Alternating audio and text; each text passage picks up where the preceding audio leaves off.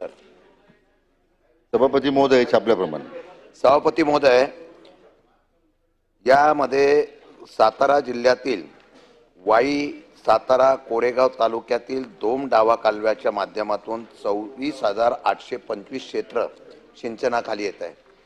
साधारणतः 50 वर्ष झाली या 72 ते 76च्या कालामध्ये हे कॅनॉल झालेला आहे आणि साताऱ्यातला हा महत्त्वाचा असलेला कॅनॉल आहे, जो वारंवार 50 वर्षानंतर इतका अस्थिरीकरण होणं गरजेचं आहे। या अस्थिरीकरणाच्या संदर्भामध्ये सातत्याने कॅनॉल फुटून शेतकऱ्यांचं अतोनात नुकसान होत आहे।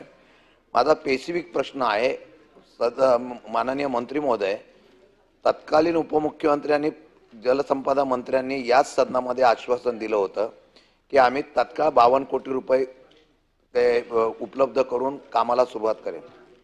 त्याला 1.5 वर्ष झालं, अजूनही त्याची प्रशासकीय मान्यता किंवा अजून तिथे प्रस्तावच तयार झाला नाही असं मला कळलेलं आहे। हा सभागृहाचा अपमान आहे।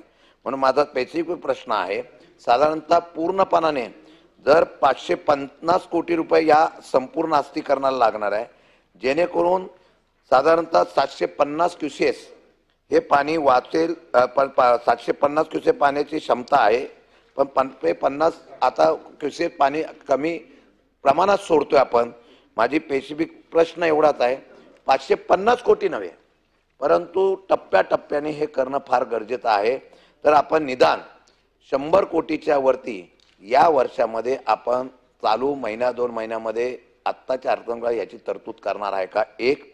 दुसरं, काही ठिकाणी मग आता बोरकळ, सोनगाव वगैरे, जळगाव वगैरे हा साताऱ्यामधली महत्त्वाची गाव आहे, जिथे अस्थिरीकरणामध्ये अतिक्रमण पण झालेलं आहे। तिथे एखादा पूल होणं पण गरजेचं आहे, जेणेकरून तिथलं क्षेत्र वलताखाली येऊ शकतं। तर या संदर्भामध्ये आपण त्याच्या बाबतीमध्ये निर्णय घेणार आहात का? आणि त्याच्या संदर्भातून पाणी जर तिथं सोडलं तर ते क्षेत्र सुद्धा कामाला येऊ शकतं। ह्या 2 प्रश्नासंदर्भातून आपण तत्काळ निर्णय घेणार आहात का?